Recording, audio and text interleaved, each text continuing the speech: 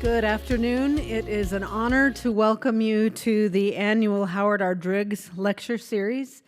I wanted to share a little bit about that for you, and this lecture series was established in 2009 by Camille Bradford, who is Mr. Driggs' stepdaughter. Camille is here with us today, along with Kent Scribner, and I want to make sure I get these names right, Perry and Lorraine Driggs, and Greg and Yvonne Lynott. Will you all please stand and be recognized?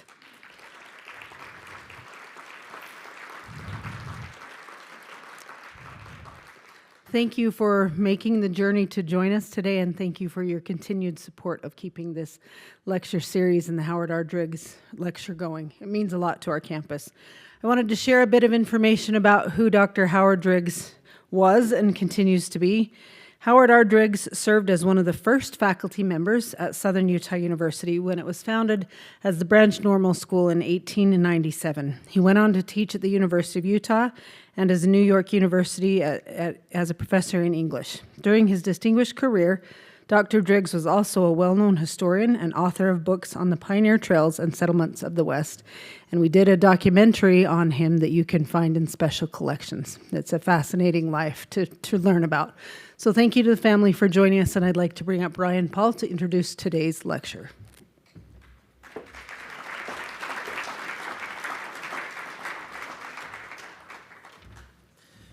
Thank you, President Benson. My name is Ryan Paul. As the President said, I teach history here at SUU, and I'm also the director of Eccles A.P.E.X. And I would also like to extend a welcome to Camille and her contingent. Thank you for being here. I'd like to recognize my team, the Eccles A.P.E.X. team, Kason Graff, Lauren Bird, and Kate Scher, three amazing students who helped this project move forward. And I would be remiss if I didn't thank the alumni office, Ron Carden and his team, and the president and the provost office for making this possible. Dr. Kurt Graham joined the Adams Presidential Center as its inaugural president on October 15th, 2024. Previous to joining the Adams Presidential Center, Kurt Graham was the director of the Harry S. Truman Presidential Library and Museum in Independence, Missouri for nearly a decade. As a director, he oversaw a $30 million renovation of the principal museum exhibits and dramatically expanded the library's educational and public programming. While leading the Truman Library, he also served as the interim director of the George W. Bush Presidential Library in Dallas, Texas. Graham has also directed the McCracken Research Library at the Buffalo Bill Center of the West in Cody, Wyoming, and the Church History Museum in Salt Lake City. Prior to his work in the public history field, Graham was a member of the history faculty at California State University, San Bernardino, where he taught undergraduate and graduate courses in American political and legal constitutional history. He has a PhD in American history from Brown University and a BA and MA from Brigham Young University in English and American Studies, respectively. He is the author of To Bring Law Home, The Federal Judiciary in Early National Rhode Island, and a forthcoming book on the Jefferson Bible. I've known Kurt for 15 years or so, and I'm excited that you all get to hear his amazing work and conversation. It is now my pleasure to welcome Dr. Kurt Graham to Southern Utah University and to the Eccles A.P.E.X. stage. Thank you, Professor Paul. Well, thank you, Professor Paul. As I once heard a politician said, of all the introductions I've ever had, that was certainly the most recent. And I appreciate being here. There's something magical about a campus, and there's a great vibe here.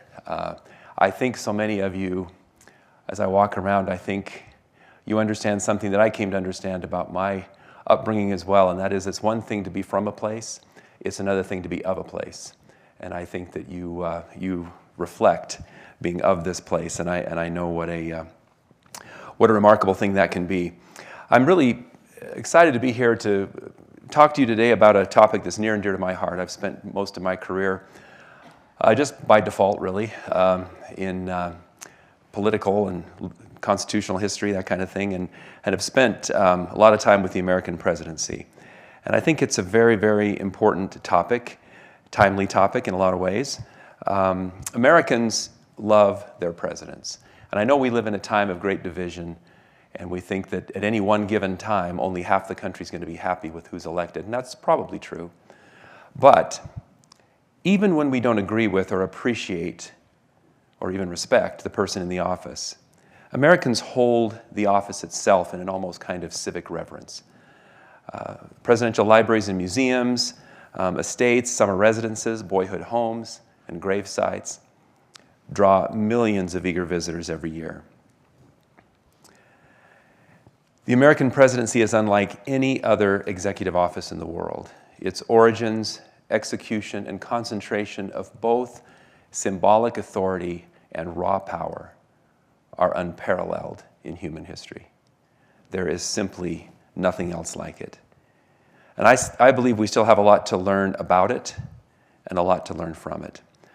So what I wanted to do today was take 4 legacies across 4 centuries and dip down into those a little bit and talk about some of the things that we might learn about leadership and other things from these presidents. Now, some of you, I can tell we got a really sharp group of students in here, and some of you are looking at this slide already and saying, this guy can't even do basic math because this only represents 3 centuries. So if you already came to that realization on your own, I'd like you to come see me after. I'm happy to write a note to your professor saying that you should get extra credit for figuring that out. Because I'm actually not going to talk about these guys. I'm going to talk about these guys. Doris Kearns Goodwin, who's written all these great books about Lincoln and Roosevelt and Kennedy and Johnson, she refers to those presidents as her guys. And so I don't put myself in Doris's camp, but nevertheless, at her level. But I do, for reasons that I think you may have picked up in the introduction, just by the sheer accidents of my career, have ended up in a position to be somewhat responsible or to help in some small way promote the legacies and histories of these 4 administrations. Now, what if Mount Rushmore looked like this? Before we start recarving the mountains of South Dakota, I just want to mention to you that I didn't pick these presidents because I think they're the best presidents we've ever had, although I think you can make a case for some of them. They're certainly not the worst presidents we've ever had. But it just so happened that they fell into these 4 centuries. Now, for a country that's only 250 years old, to have presidencies in 4 centuries is kind of a cool thing. And for me, to think that just by mistake, my career led me in the path of these 4 leaders who came to us in 4 different centuries. John Adams at the conclusion of the 18th century, John Quincy, of course, in that very important antebellum period, early 19th century in the run-up to the Civil War. With Harry Truman, we have the middle of the 20th century and really the definition of the American century. Post-World War II era, as you know, we refer to the 20th century as the American century, and that is, I think, largely because of Harry Truman. And in George W. Bush, we have the beginnings of the 21st century, the first president elected in the 21st century. So, and also, of course, the Bushes and the Adams are the only father and son team in the history of our country. George W. Bush and John Quincy Adams are the only 2 presidents whose fathers also served as president. So there's some unique things about them, but what is it that these 4 leaders have in common? Let's go through some threads and talk about what is it that these guys have in common that would give us a reason to want to say there's something cohesive enough about them to create our own little mini Mount Rushmore. Well, it's not this. None of these guys have a marble obelisk or a Greek columned monument in their honor. There is no monument in our nation's capital to John Adams. And yet, John Adams is the only founding legacy that is not tainted by slavery. There is nothing to commemorate the work of John Quincy Adams. In some ways, we know a lot less about him than the others. Harry Truman's monument is not a stone monument. It is not a marble facade. It is a living memorial, the Truman Scholarship Program. that is funded every year. It's been going on for 40 years for people going into public service. And if any of you students are thinking about heading that direction, you ought to look very seriously at the Truman Scholarship. It's a very great credential to have. It's a very exclusive group. There are a lot of names I could mention right now of people who have been Truman Scholars, and it's a remarkable legacy. But it's not like this monument, not like these monuments, I should say. And of course, Bush, neither father nor son, has any kind of monument in D.C. or elsewhere to them. I mean, they have their presidential libraries, which are in their honor, but they had to raise the money and build those themselves. So I would just ask you to reflect on this for a minute and think, why do we remember some of our leaders on paper only in books, and we remember others in stone? In marble, carved in stone, whatever, Greek pillars, whatever it takes. Some people get that, others don't. I wonder why that is. That's just something for you. That's just something for you to mull over on your lunch break. Another thing that brings another thread we might talk about that could, if we stand close to the... Another thing that links these guys together is foreign policy, international leadership. Every one of these 4 presidents came into office not necessarily intending to be a foreign policy or, in some cases, wartime president. John Adams had all kinds of problems with France, as you know, the sort of quasi-war with France that goes on during his administration. But he's a reminder that America was born in a crucible of war and a crucible of international conflict. And John Adams had to be one of the first to deal with that. John Quincy Adams, in the upper left-hand corner here, you'll see a line between the Eastern and Western hemispheres. And that's because there's a thing called the Monroe Doctrine, which, as you know, says that the United States will consider, and this was in the early 20s, that we would consider any kind of European interference in the Western Hemisphere as an attack on the United States.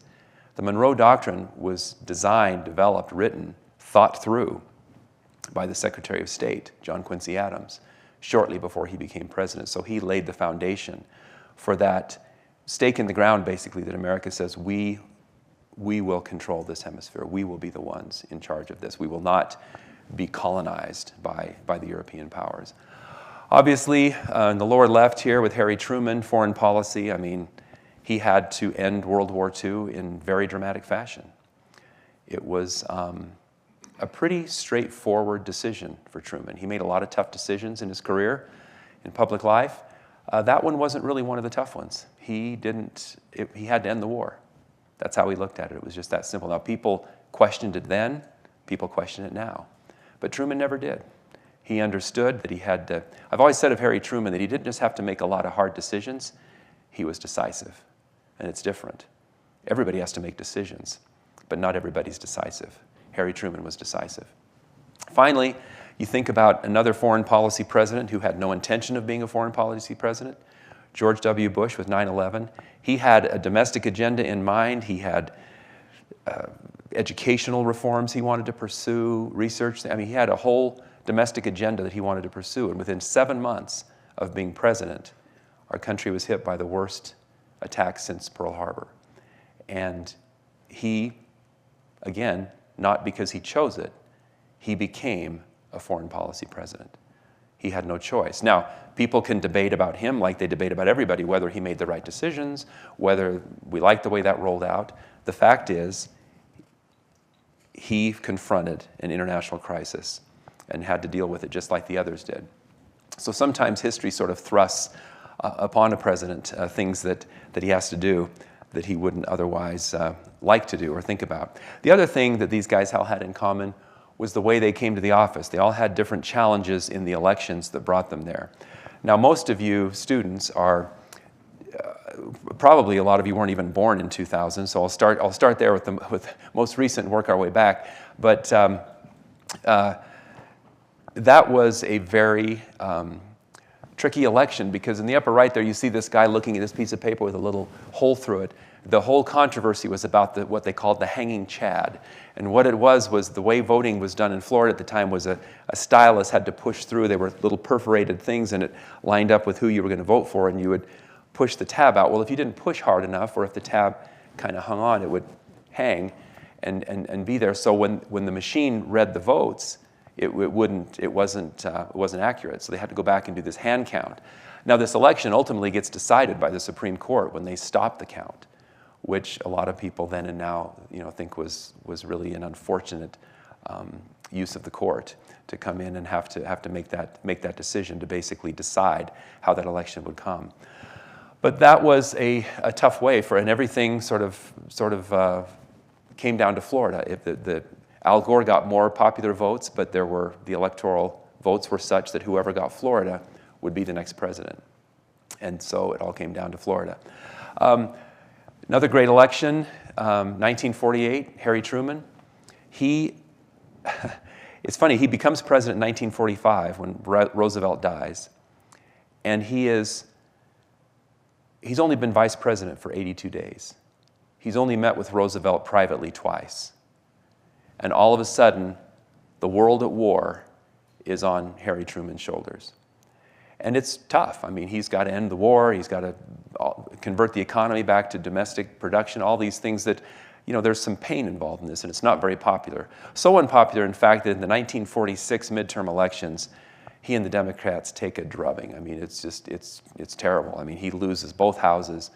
And everybody by 48, nice guy, Harry, but it's not going to happen. There's no way he can win.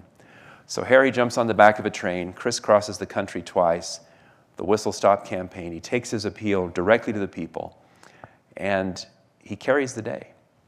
And he doesn't just narrowly win the election. He actually wins pretty handily. So he wins. He decides not to run again, but it's a very unique kind of election in that he employed a specific electoral strategy. And just quickly, both John and John Quincy had difficulties. The election of 1824 is one of the really fascinating elections in our history, too. John Quincy Adams is one of four candidates. The candidate who got the most popular votes, and even the most electoral votes, but not enough to win, was Andrew Jackson. Well, when one of the candidates who was third in the running throws his support behind Quincy in the House, because when there's no clear winner, it goes to the House of Representatives, as you know, in the Constitution, and each state gets one vote. So John Quincy is elected by the House of Representatives on that basis. It leaves Andrew Jackson fuming. He calls it a corrupt bargain. It's the worst thing that's ever happened. He got more popular votes, more electoral votes. He nurses and harbors that anger very successfully for 4 more years and comes back and wins in 1828. So John Quincy is a one-term president, as is his father, who wins in following George Washington. In George Washington, the Electoral College did something twice that it has never done since, and that is vote unanimously. George Washington is the only president ever to receive all of the electoral votes. Adams got enough to win. It wasn't unanimous. By 1800, the vice president, his erstwhile friend, Thomas Jefferson, comes back, wins because of a lot of the foreign policy problems Adams had. And so Adams, too, is only a one-term president. Harry Truman is, I suppose you can say, technically a one-term president, although he served all but 82 days of Roosevelt's final term. So I've always considered Truman a two-term president. But so I want to spend just a moment with each of these and tell you a little bit about the other thread that I think winds through them very nicely, and that is the thread of character. Let's just take them in turn. I think that, as I said, we probably know the least about John Quincy Adams, but when you look at how the man thought, he was intensely self-cultivated. He is really a study in how character is formed. He really, for the most part, grows up in Europe because of his father's assignments. But he goes with his father as a very young man. I think he's 10 years old when they make their first crossing, when John goes to Europe as a diplomat. By the way, John and John Quincy become the 2 best diplomats we have ever had in our country to this day.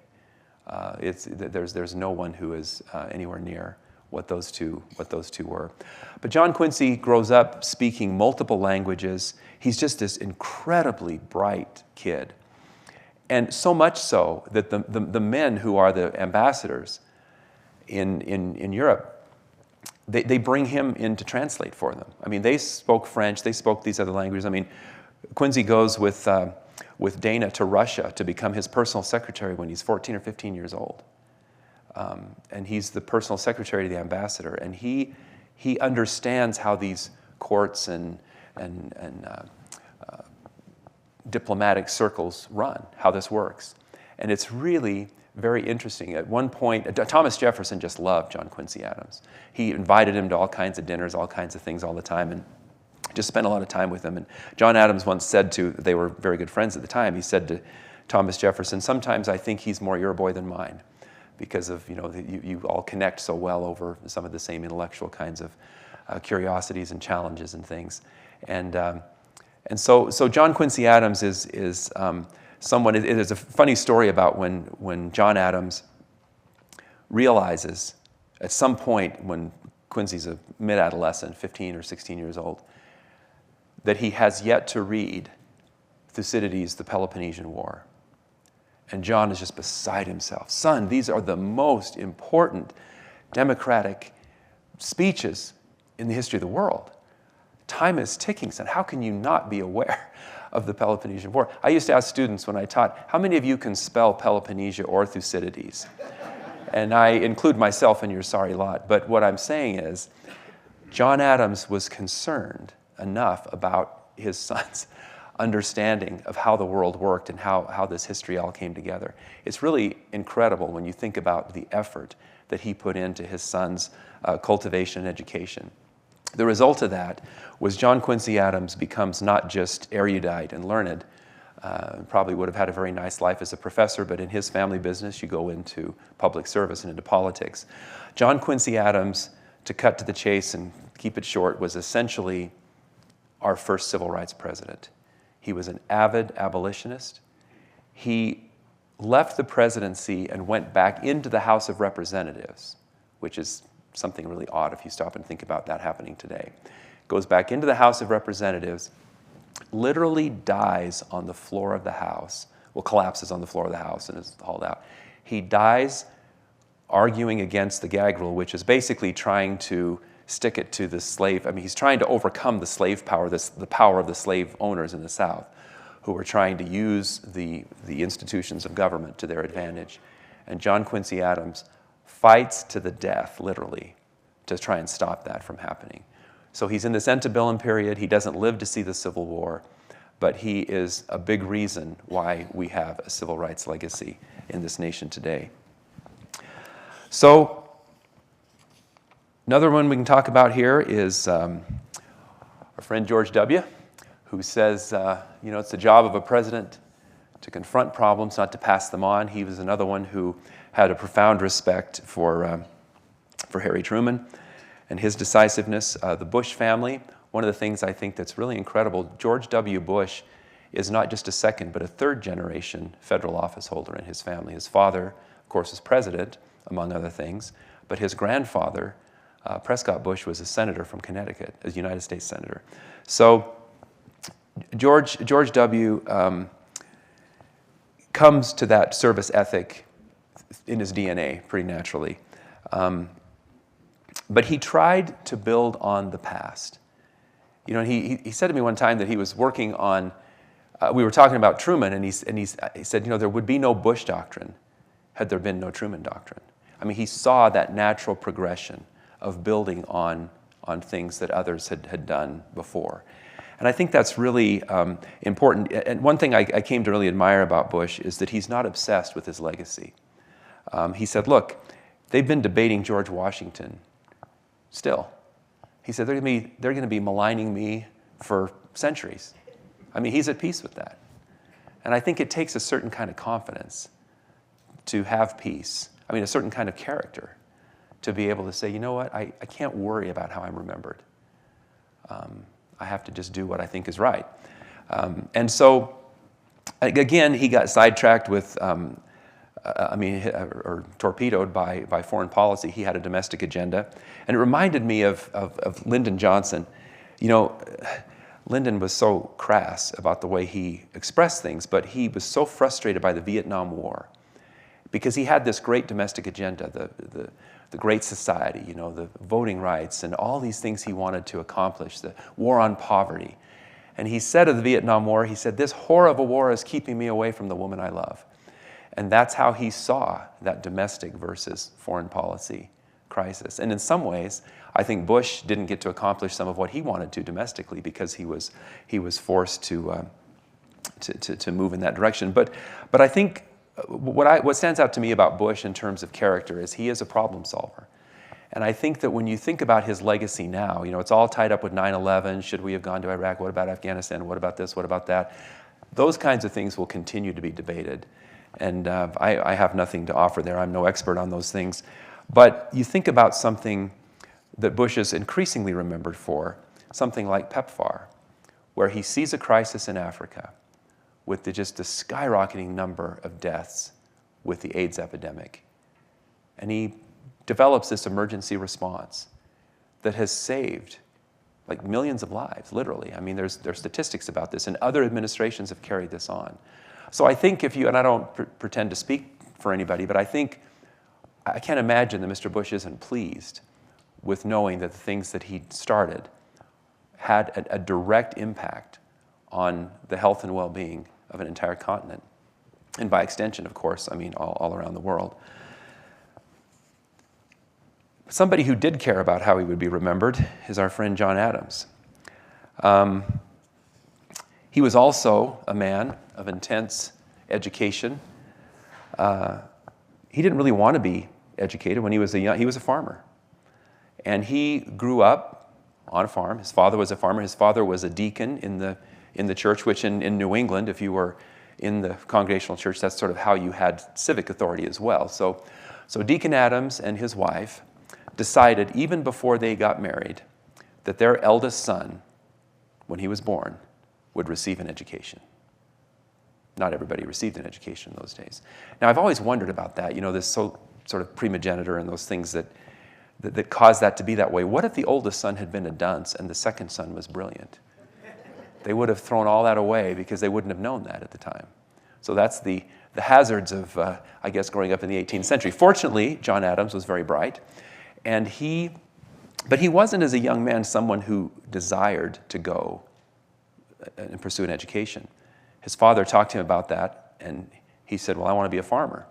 So his father took him out one day, and they work all day, I mean, like hours and hours in the field. I mean, it was a really tough day, and his father had designed it that way to be a really, really tough day. And so they get home, they're exhausted, and he said, "Well, son, how do you like farming?" And he said, "I like it very well, sir." And he said, "You're going to Harvard."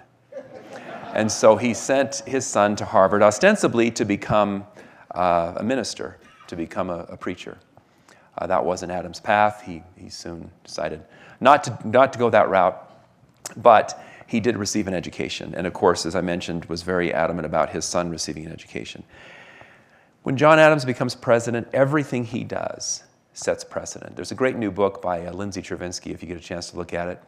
It's about how, you know, everything Washington did, of course, established a baseline. But it wasn't until Adams came along and implemented and continued to do some of those things, that's what really set the precedent. And including one of the most important precedents that John Adams gave us was in 1801, when he gave us the first peaceful transition of power from one opposing party to another.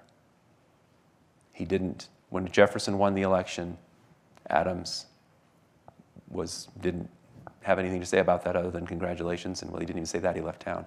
But nevertheless, that peaceful transfer of power has become such an important part of our political legacy and heritage, and we owe that, among other things, to John Adams. Now, John Adams, I mentioned, unlike Bush, he did care about his legacy. Adams, the vanity, the pride, the ambition, he felt that even as a young age. I mean, he knew that he didn't just want to be known, he wanted to be remembered. And he struggled with that. He called that vanity, that ambition, that pride, he called it trumpery. His word, not mine. But he began this struggle even as a young man. He made a study of other men's manners and their style. He looked at people who were making their way, becoming famous, becoming important. And he yearned for that level of recognition. And yet he'd been raised to realize that that's not how we live. That's not how you do. And so he struggled with this. But even though he struggled with humility and questioned his own motives, I think in Adams, we see character as the basis of public service. I think this is one of the great quotes from any of our statesmen anytime ever, that our obligations to our country never cease but with our lives. That is the essence of how a democratic republic works. That's the only way it works. That we have duties and responsibilities and obligations as citizens. As chairman of the board of the Adams Center, General Dunford, former chairman of the Joint Chiefs, he's very big on these values, and he said, you know, a democratic republic is not a spectator sport. You know, we have to be involved. And I think that to see character develop in a statesman in such a way that it leads them to want to serve. And even when they're like John Adams and trying to overcome that pride and that vanity and that desire to be seen, that desire to be praised, he needed that in some ways, but he also recognized that he needed more than that. He needed to do the right thing. And I think that he did that. As I mentioned, he was a farmer, much like Harry Truman, our final character study here. And I want to, some of you probably grew up, I assume, in this state on farms, and so you'll appreciate the quote that I selected for Truman: never kick a fresh turd on a hot day. You know, it's just practical advice. I think of Truman oftentimes as the Will Rogers of the American presidency. But he was much more than that. He was earthy and humorous, I suppose, in some ways. He also was very, very, very self-cultivated. He couldn't afford to go to college, didn't have that opportunity, had to help his father on the farm in his 20s. And so he never had the chance to be formally educated, although he had read more than most professors of the day. He said, not all readers are leaders, but all leaders must be readers. And there are two quick episodes I want to point out about Truman that I hope sort of draw home the point about the importance of character in a leader's decision-making situation. Truman faced two very tough episodes in the year that he sought re-election in 1948. Truman inherits a world that is coming apart. World War II is the single most cataclysmic event in the history of the world. 80 million casualties. Europe is war-torn. All of the structures that bring power and water and haul out garbage and sewer and bring in food, all these things are destroyed. And there's revolutions and rebellions and things that are forming. People are hungry. It's a horrible, horrible situation. And Truman walks into this wondering, what are the priorities? Well, one of the priorities, one of the things was what to do with all of these people who had been displaced by the Holocaust. There were 6 million people who died as a result. But what about all these people who were liberated in these concentration camps and other places? They had no home to go back to. Some of that had been destroyed. So this idea of a Jewish state in what was then called Palestine was something that had been floated since, biblically, but also since World War I. And Truman felt very strongly that that should be the case. So at great risk, political risk, he goes against our chief ally, the British. He goes against his own State Department. And he goes against the man he admired the most, General Marshall, who more or less threatened him that this is a political ploy. If I were voting, he didn't vote because he didn't think military people should vote, but he said, if I were to vote, I would vote against the president. And this, if he went public with that, that could have been Truman's doom. He could have lost everything because of that. So Truman steps onto the world stage, and a lot of people don't know who he is. They have no idea about his character or his experience or anything. As I said, he's only been vice president for 82 days. He was a relatively obscure senator for a decade before that. And so one pundit at the time said, Truman's just not the kind of guy you turn to in a time of crisis. The idea of Truman as a man on horseback is just funny. Now, I will fully concede that George Washington and Andrew Jackson and Teddy Roosevelt and Ronald Reagan all look better on a horse than did Harry Truman. But I would also suggest to you that leadership is more than a function of one's equestrian prowess. That in Truman, the weight of this situation in the world fell on his shoulders. And nobody really knew who he was. But when he stood up and he recognized Israel, literally minutes after it had been declared, and he said, you know, we have to do something for these people. We have to do something to try and make some of this right. So for Truman, it wasn't just a political decision, it was a moral decision. He saw it as that America needed to step up and help provide this homeland for this people that had been displaced. And, you know, that was potentially a very costly decision for him. He made another very costly decision. That was in May of 1948. He made another very costly decision, potentially costly decision, in July of 1948 when he desegregated the armed forces and the federal workforce.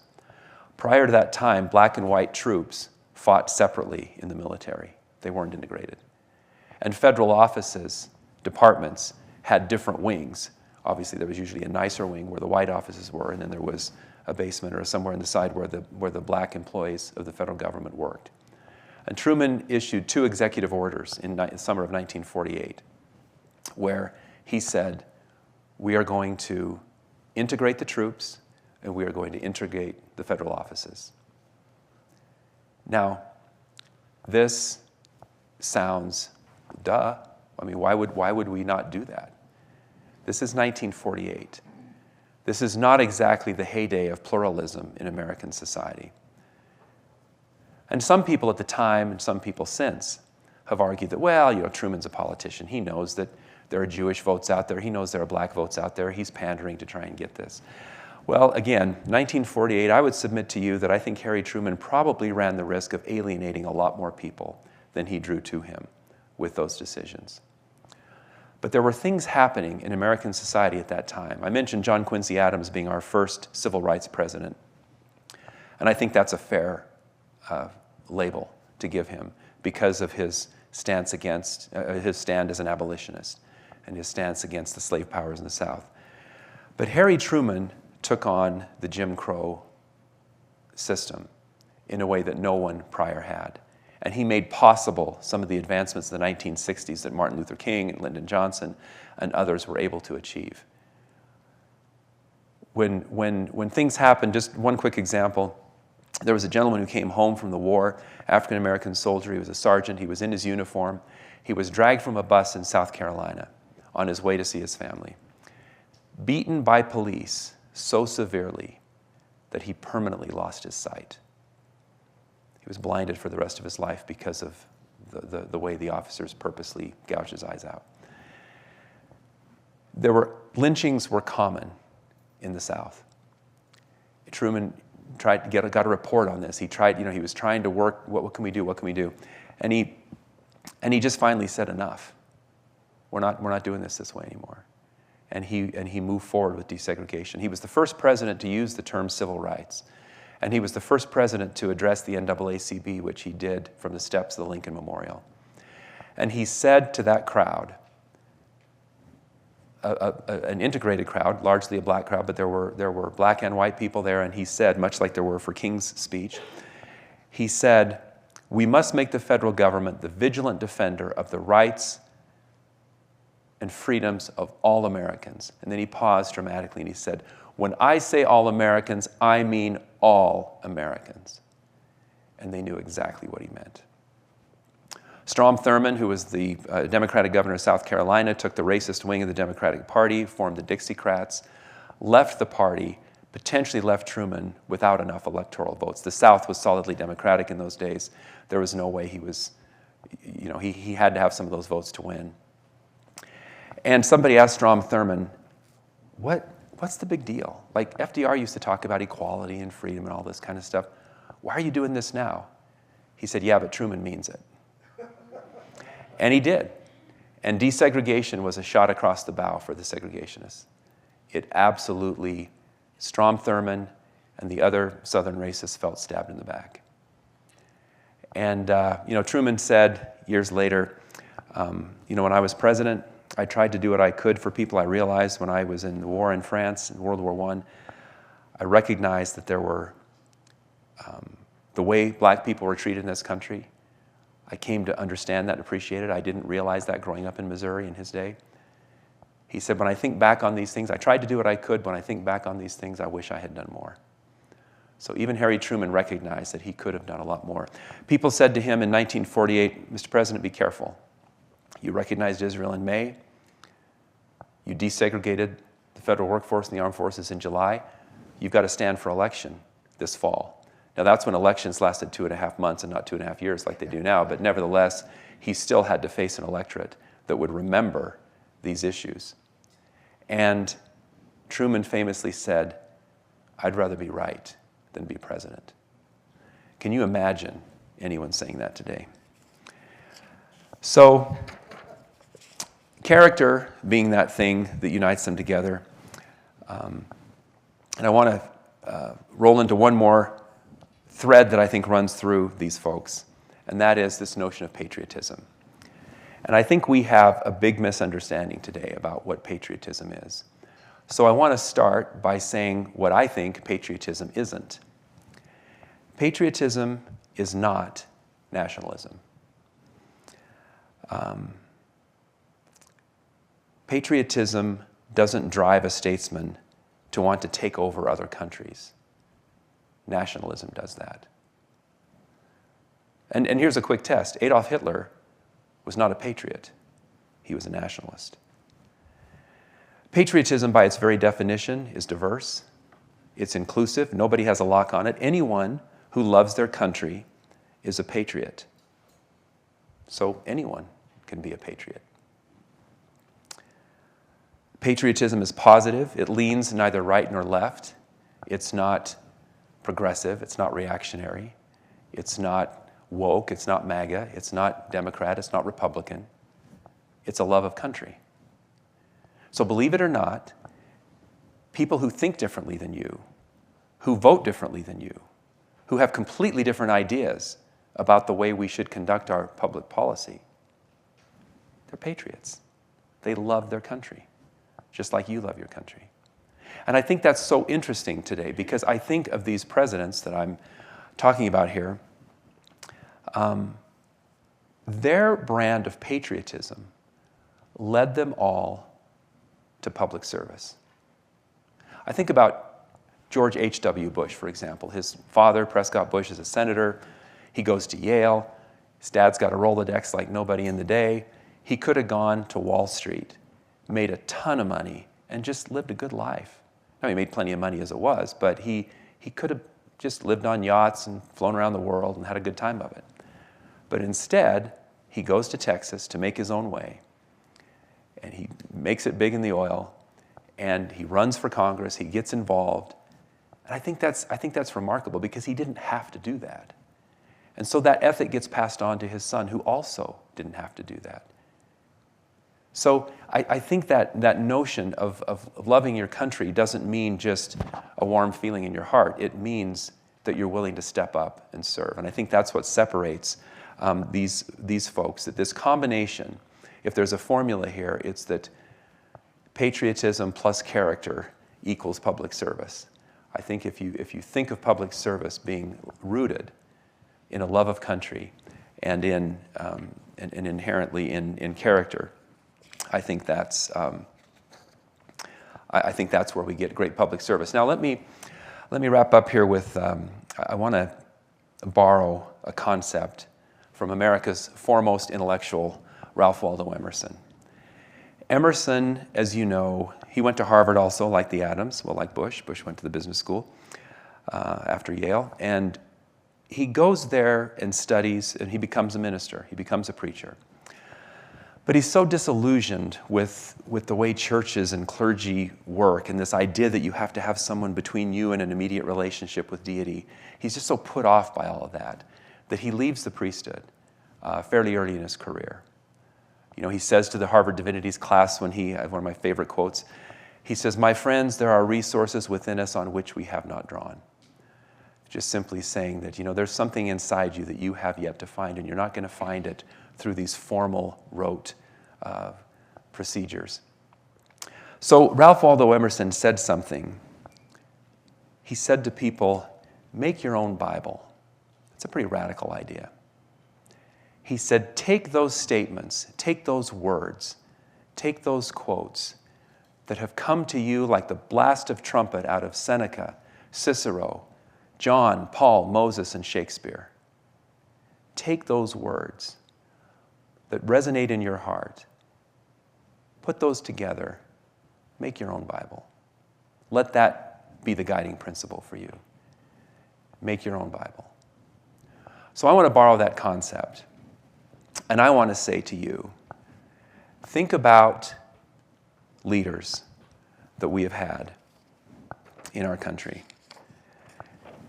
And think about those people whose character and whose public service, whose sense of patriotism resonates with you, and make your own Mount Rushmore. Think about those people who resonate with you. Those leaders who, not just who you agree with ideologically, you say, oh, he made a great decision on this or that. Think about the character of what it took to do what they did.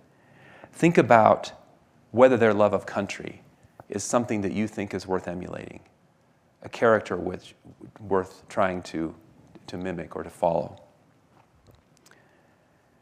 And let that lead you to a kind of public service. Again, you could take any number of leaders and put them up and say that this is a good example. And I didn't choose these, again, because I think they have the 4 best administrations that we've ever had in our history. I think they represent the kind of character and service and love of country that really defines what I think is the apex of leadership. And I know that we live in a time that is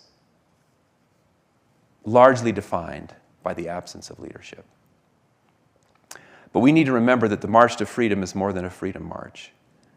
It is more than a march on Washington.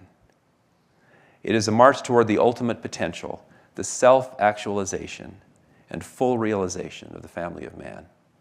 That's what the American experiment and American experience is. Leadership requires humanity and courage. One cannot lead without genuine concern and genuine conviction. Leaders absorb the anxieties of those around them. They dispel fear by instilling confidence. They inspire because they are inspiring. They place the well-being of others ahead of their own self-interest. Thus, to be a leader, or to a leader, justice is never a burden. It is a motivator. We have seen great leadership before, and we will see it again. We will see it when we demand the humanity and courage of those who would be our leaders to do what we've seen other leaders do. We will be well led again when we require our representatives to reach beyond their base voters and base instincts, to connect with what Lincoln called the better angels of our nature. Well, my young friends, you are those angels. The spirit of America is alive because you are. The fate of the republic is in your hands. And so as you go off to eat your egg salad sandwich and eat your sun chips, have a nice lunch before your 1 o'clock class, I hope that you'll consider, what is it that who would you put on Mount Rushmore and why? What are those qualities that you find most inspiring? What characteristics do you find worthy of emulation? So as you build that Mount Rushmore, I hope you will do more than reflect on those leaders. I hope you will become those leaders. And thanks so much for having me.